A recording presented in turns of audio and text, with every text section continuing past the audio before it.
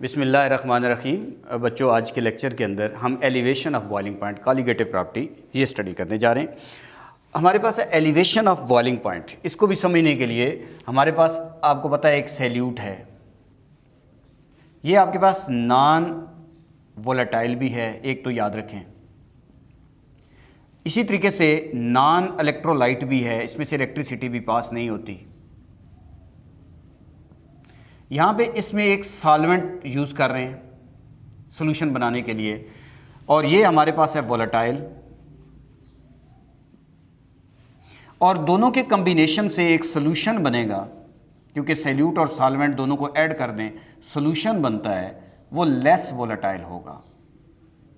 ये बात आपने प्रीवियस लेक्चर में सीख ली है। आपको याद है कि बच्चों, जो लेस वोलेटाइल होता है उसका वेपर प्रेशर कम होता है, और याद रखें जिसका वेपर प्रेशर कम होता है उसका बॉइलिंग पॉइंट ज़्यादा होता है। ठीक है, जिसका वेपर प्रेशर कम है, जिसके वेपर कम बन रहे हैं, तो उसको हीट करने के लिए ज़्यादा हीट देनी पड़ेगी ताकि उसके वेपर उसको एवेपोरेट किया जाए। तो इसलिए अगर मैं आपसे कहूँ इस एलिवेशन ऑफ बॉइलिंग पॉइंट की डेफिनेशन बताएं, तो आप कहते हैं when non volatile non electrolyte solute is added to volatile solvent, vapour pressure of solution is less than vapour pressure of pure solvent. इसका वेपर प्रेशर लेस होगा, less vapour pressure होगा, जबकि इसका वेपर प्रेशर जो होगा वो more होगा। But boiling point of solution is greater than as compare to pure solvent. जो सॉल्यूशन है उसका बॉइलिंग पॉइंट ज़्यादा होगा as compare to pure solvent. This is called elevation of boiling point. तो इसका जो बॉइलिंग पॉइंट होगा वो हाई होगा, हाई बॉइलिंग पॉइंट होगा, जबकि इसका बॉइलिंग पॉइंट जो होगा वो लो होगा, लो बॉइलिंग पॉइंट। फिर एक दफ़ा इसकी स्टेटमेंट देख लें कि बच्चों इसकी स्टेटमेंट कैसे की जा सकती है। When non volatile non electrolyte solute is added to volatile solvent, vapour pressure of solution is less than as compare to pure solvent, but boiling point of solution is greater than as compare to pure solvent. This is called elevation of boiling point. Boiling point solution का बढ़ गया है, क्योंकि जो चीज़ less volatile होती है उसका boiling point ज़्यादा होता है। अब इसको हम मैथमेटिकली कैसे लिख सकते हैं, तो हमें याद रखना है बच्चों कि जो एलिवेशन ऑफ बॉइलिंग पॉइंट है इसको हम डिनोट करते हैं डेल्टा टी बी से। तो ये elevation of boiling point delta T B ये डायरेक्टली प्रोपोर्शनल होता है मोलैलिटी के, यहाँ स्मॉल एम मोलैलिटी के लिए। अगर मैं यहाँ पे प्रोपोर्शनल का साइन हटा दूँ तो delta T B is equal to K B हो जाएगा इन टू मोलैलिटी हो जाएगा। इसको इक्वेशन नंबर 1 कह सकता हूँ। अच्छा, के बी क्या चीज़ है बच्चों? के बी को एक नाम देते हैं मोलल बॉइलिंग पॉइंट कांस्टेंट, ये नाम देते हैं, या इसको एक साइंटिस्ट की बेस पे नाम दिया जाता है एबलियोस्कोपिक कांस्टेंट। एबलियोस्कोपिक कांस्टेंट, ये इसको नाम देते हैं। और अगर मोलैलिटी 1 हो, अगर सॉल्यूशन की मोलैलिटी 1 हो जाए तो delta T B is equal to K B होता है। मैं आपसे कह सकता हूं बच्चों, when delta T B is equal to K B, तो आप कहते हैं when molality of the solution is 1। जब सॉल्यूशन की मोलैलिटी 1 होगी तो delta T B equal to K B होगा। अब मैं मोलैलिटी की वैल्यू पुट करना चाह रहा हूं, तो मोलैलिटी की अगर मैं वैल्यू पुट करना चाहूं तो मोलैलिटी को मैं एक दफ़ा मैथमेटिकली देखूं तो मैंने इस चैप्टर में मोलैलिटी की डेफिनेशन पढ़ी है स्मॉल एम की, number of moles of solute. तो number of moles of solute को आमतौर पर हम N2 से लिखते हैं, divided by mass of solvent in kilogram. ये याद होगी इसकी mathematical form, number of moles of solute dissolve in per KG of solvent. तो मास इन ग्राम को हम डब्ल्यू से डिनोट कर रहे हैं, सॉल्वेंट के लिए 1, पर केजी का मतलब है 1000 ग्राम ऑफ सॉल्वेंट। तो ये मैंने इसको मैथमेटिकली ऐसे लिख दिया, number of moles of solute dissolve पर केजी ऑफ सॉल्वेंट। 1 किलोग्राम में 1000 ग्राम होते हैं, तो पर के लिए 1000 से डिवाइड कर दिया। अब हमारे पास इसको और सिंप्लीफाई करते हैं बच्चों। अगर इसको और सिंप्लीफाई करें तो m की जगह, n की जगह मैं क्या लिख सकता हूँ, क्योंकि हम ये पढ़ चुके हैं n जो है वो नंबर ऑफ मोल्स हैं, और मोल का फार्मूला होता है mass in gram divided by molar mass, ये होता है। अब इसमें वैल्यू पुट करते हैं, तो यहाँ पे इसको और सिंप्लीफाई करें तो W2/m2 हो जाएगा, और नीचे आ जाएगा W1/1000 हो जाएगा। मैं बच्चों इसको पलट देता हूँ, इतना तो मैथ आपको आता होगा। तो m इज इक्वल टू आपके पास आ जाएगा W2/m2 इंटू 1000, ये नीचे डिवाइड और उधर जाके मल्टीप्लाई होगा, over W1। Putting the value of molality, small m या मोलैलिटी है, putting the value of molality in equation 1, अगर इक्वेशन 1 के अंदर मोलैलिटी की वैल्यू पुट करें तो ये आपके पास मैथमेटिकल फॉर्म बनती है delta T B is equal to K B into क्या होगा W2/m2 into 1000 divided by W1, ये आपके पास बन जाता है। अब हमारे पास मॉलिक्यूलर मास ऑफ सैल्यूट हमने आमतौर पर फाइंड करना होता है न्यूमेरिकल में, तो इसको इधर ले आते हैं।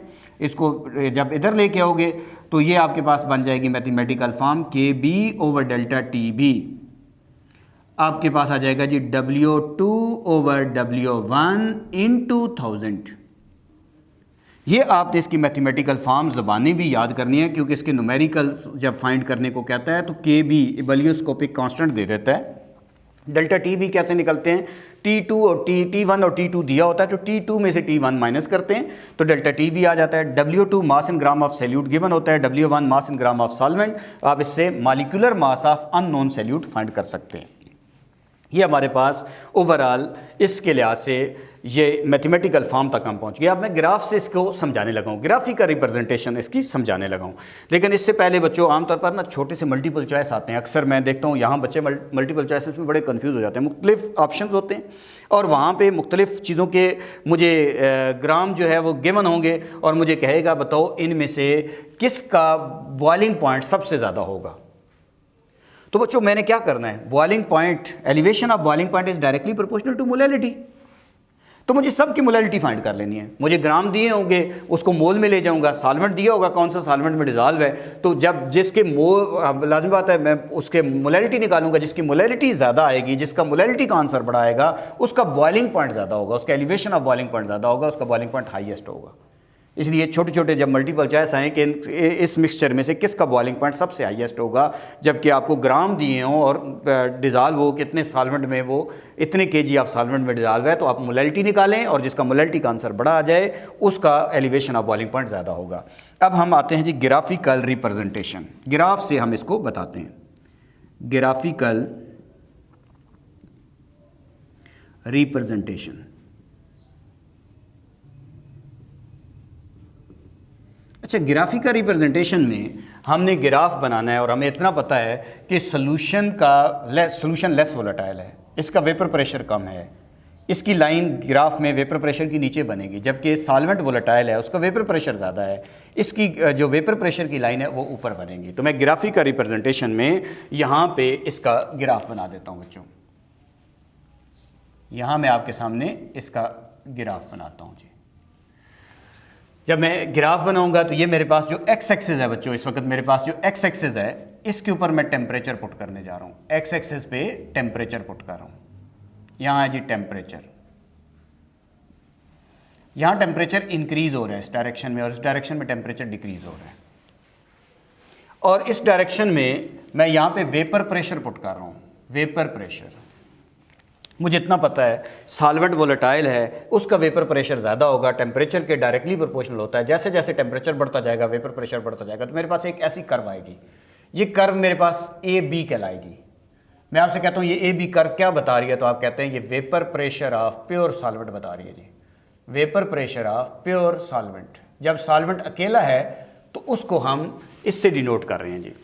जो हमारे पास सोल्यूशन है उसका वेपर प्रेशर कम है, क्योंकि सोल्यूशन लेस वोलेटाइल है तो उसका वेपर प्रेशर कम है, तो लाज़िम बात है उसका ग्राफ तो उसका वेपर प्रेशर तो टेम्परेचर के बढ़ने से बढ़ेगा जैसे इसका बढ़ रहा है, लेकिन उसकी लाइन इससे नीचे आएगी। तो मैं आपसे कहता हूँ सोल्यूशन का वेपर प्रेशर की कर्व नीचे क्यों आई है, सी डी कर्व नीचे क्यों है, तो आप कहते हैं क्योंकि जो हमारे पास सोल्यूशन है वो लेस वोलेटाइल है और जो चीज़ लेस वोलेटाइल होती है उसका वेपर प्रेशर कम होता है। तो यहाँ पे वेपर प्रेशर ऑफ सोल्यूशन हो जाएगा, वेपर प्रेशर ऑफ सोल्यूशन। अब मैंने बॉइलिंग पॉइंट नोट करना है, मैंने यहाँ लिखा है कि सोल्यूशन का बॉइलिंग पॉइंट ज़्यादा होता है, सॉल्वेंट का बॉइलिंग पॉइंट कम होता है और हमें इतना पता है कि बॉइलिंग पॉइंट एक्सटर्नल प्रेशर के डायरेक्टली प्रोपोर्शनल होता है। अगर एक्सटर्नल प्रेशर बढ़ा दो बॉइलिंग पॉइंट बढ़ जाता है, एक्सटर्नल प्रेशर कम कर दो बॉइलिंग पॉइंट कम हो जाता है। ये आपने चैप्टर नंबर 5 के अंदर पढ़ा हुआ है बच्चों। तो यहाँ एक्सटर्नल प्रेशर के साथ इसको रिलेट करते हैं। यहाँ एक्सटर्नल प्रेशर है, तो देखिए मैं ये लाइन सीधी ड्रा करता जा रहा हूँ। ये लाइन जब मैं सीधी ड्रा करता हूँ बच्चों, तो ये लाइन तकरीबन आप ऐसे चलते जाएं, ये CD कर्व जो हमारे पास है, ये हमारे पास CD कर्व है, जहाँ पे इस कर्व के साथ ये मैच हो रहा है। तो यहाँ पे कौन सी चीज़ ये बॉयल हो रही है? यहाँ पे सॉल्वेंट बॉयल हो रहा है। इस जगह पे कौन सी चीज़ बॉयल हो रही है? जहाँ पे ये क्रॉस कर रही है, यहाँ सोल्यूशन बॉयल हो रहा है। तो सॉल्वेंट के लिए कौन सा लेवल यूज़ कर रहे हो? 1 का। तो इसलिए यहाँ पे ये T1 कहलाएगा। T1 stand for boiling point of solvent. और यहाँ पे लाइन आपके पास आ रही है T2 में सैल्यूट भी आ गया बच्चों, तो इसलिए सैल्यूट के जब सॉल्वेंट में मिक्स हो जाएगा तो T2, ये आपके पास T2 क्या है? तो बॉइलिंग पॉइंट ऑफ सोल्यूशन है। इन दोनों के दरमियान जो डिफरेंस है, इन दोनों के दरमियान ये जो डिफरेंस है, इस डिफरेंस को क्या कहते हैं? इसको कहते हैं हमारे पास elevation of boiling point, delta TB। तो आप चेक कर रहे हो कि T2 is greater then T1। जो सोल्यूशन है उसका बॉइलिंग पॉइंट ज़्यादा है as compare to pure solvent. This is called elevation of boiling point. बच्चों इसको प्रैक्टिकली कैसे मेजर किया जाता है? इसको प्रैक्टिकली मेजर करने के लिए एक मेथड यूज़ करते हैं जिसको हम नाम देते हैं लैंड-बर्जर मेथड। ये डायग्राम मैंने इसलिए पहले बना ली ताकि आपका टाइम मैं बचा सकूं। तो बच्चों लैंड-बर्जर मेथड जो हमारे पास है, इसको मैं यहाँ पे इसी डायग्राम के ऊपर एक्सप्लेन कर दूंगा। तो हमारे पास है जी लैंड-बर्जर मेथड।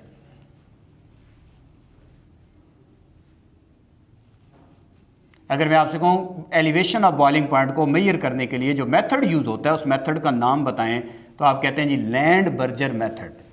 तो पहले आपने उसको थ्योरेटिकली डेफिनेशन लिखनी है, फिर उसकी मैथमेटिकल फॉर्म लिखनी है, फिर उसकी ग्राफिकल एक्सप्लेनेशन करनी है। इसी ग्राफ को नोट्स में हम अपनी थ्योरेटिकल लाइनों में लिख देते हैं। और land-Berger method elevation of boiling point को मेजर करने के लिए यूज़ होता है। बच्चों इसमें हमारे पास टोटल अगर हम देखें तो इसके 4 मेन कंपोनेंट्स हैं। एक इसमें सबसे पहले ये है, इसको कहते हैं बॉइलिंग फ्लास्क। ये बॉइलिंग फ्लास्क कहलाती है जी। कुछ लोग इसको राउंड बॉटम फ्लास्क भी कहते हैं, ठीक है, राउंड बॉटम फ्लास्क भी है। ये बॉइलिंग पर्पस में यूज़ होती है इसलिए इसको बॉइलिंग फ्लास्क कहते हैं। इसमें सबसे पहले आपने क्या करना है बच्चों, इसमें सॉल्वेंट ऐड कर देना है, ठीक है। जब आप इसमें सॉल्वेंट ऐड कर दोगे और उस सॉल्वेंट को ऐड करने के बाद आप इसके अंदर ये जो आपके पास है, इसको एयर कंडेंसर बोलते हैं। ये एयर कंडेंसर है, एयर कंडेंसर कहलाता है। एयर यानी बाहर से एयर का प्रेशर इसके ऊपर ताकि आ सके। अब उसके बाद बॉइलिंग फ्लास्क के बाद दूसरा इसमें जो कंपोनेंट है, आपको यहाँ पे एक इनर ट्यूब नज़र आ रही है। इसके ऊपर बच्चों लेबलिंग हुई होती है, इसके ऊपर नंबरिंग हुई होती है। ग्रेजुएटेड इनर ट्यूब है इसमें, ग्रेजुएटेड इनर ट्यूब इसमें मौजूद होती है। 2 कंपोनेंट हो गए। तीसरा इसके अंदर एक और ट्यूब होती है जिसको हम बेसिकली आउटर ट्यूब कह रहा हूँ। ये आउटर ट्यूब बेसिकली क्या होगी, क्योंकि ये रिसीविंग वेपर्स वाली ट्यूब होती है, क्योंकि जो इनर ट्यूब है उसके अंदर आप देखें तो यहाँ पे होल मौजूद है। यहाँ से जो वेपर्स बाहर जाएंगे उनको रिसीव करने के लिए आउटर ट्यूब यूज़ की जाती है। और फिर चौथा इसमें कंपोनेंट होता है, एक थर्मामीटर होता है, बैकमैन थर्मामीटर। ये इतना सेंसिटिव थर्मामीटर होता है कि ये बच्चों 0.01 केल्विन तक का टेम्परेचर मेजर कर सकता है। तो अब इसका प्रोसीजर कैसे करना होता है? सबसे पहले हम क्या करते हैं कि ग्राउंड बॉटम फ्लास्क है उसमें सॉल्वेंट ऐड करते हैं और नीचे बर्नर लगाते हैं। ये सारा जो पूरा ये अपरेटस है वो सेट करते हैं। और आगे यहाँ पे ये इसका देखें तो ये रोज़ हेड है। ये बच्चों रोज़ हेड है, आगे से क्लोज है, ये रोज़ हेड है इसका, ये आगे से क्लोज है। जैसे ही हम इसको हीट करेंगे तो इसके वेपर्स, क्योंकि ऊपर से ये क्लोज है तो इसके वेपर इस ट्यूब के ज़रिए इस रोज़ हेड में जाएंगे। रोज़ हेड आगे से क्लोज है, इसमें वेपर जमा होना शुरू हो जाएंगे। और ये रोज़ हेड यहाँ पे जो इनर ग्रेजुएटेड ट्यूब है उसके अंदर सॉल्वेंट में डिप है। ये सॉल्वेंट है, उसके अंदर इस रोज़ हेड को डिप किया हुआ है। जैसे ही रोज़ हेड से वेपर इसके अंदर आएंगे तो रोज़ हेड का टेम्परेचर बढ़ेगा, जिससे ये सॉल्वेंट जो है वो बॉयल होना शुरू हो जाएगा। और उस टेम्परेचर को मैं नोट कर लूँगा थर्मामीटर की मदद से, वो मैं कहलाऊँगा T1, और वो आप देखेंगे वो कम आएगा। अब आप दोबारा क्या करेंगे कि जो ग्रेजुएटेड ट्यूब है, इस ग्रेजुएटेड ट्यूब के अंदर बच्चों आप इसके अंदर ग्रेजुएटेड ट्यूब के अंदर अब इसमें सैल्यूट भी डाल दोगे। सॉल्वेंट पहले था सिर्फ सॉल्वेंट, अब इसमें सैल्यूट भी आपने ऐड कर दिया। जब आप इसमें सैल्यूट ऐड कर दोगे तो सैल्यूट प्लस सॉल्वेंट का सोल्यूशन बन जाएगा, ये सोल्यूशन बन गया। रोज हेड उसी तरीके से उसमें डिप है। यहाँ से जब आप इसे बर्नर से हीट करोगे, अब जो वेपर्स इधर से उस रोज हेड में दोबारा जाएंगे तो रोज हेड दोबारा हीट होगा और उससे ये जो सोल्यूशन है जिसके अंदर रोज हेड डिप है वो सोल्यूशन जो है वो बॉयल होना शुरू हो जाएगा। और आप वो नोट करेंगे प्रैक्टिकली कि T2 वो ज़्यादा टेम्परेचर पे नोट होगा, उसका बॉइलिंग पॉइंट ज़्यादा होगा।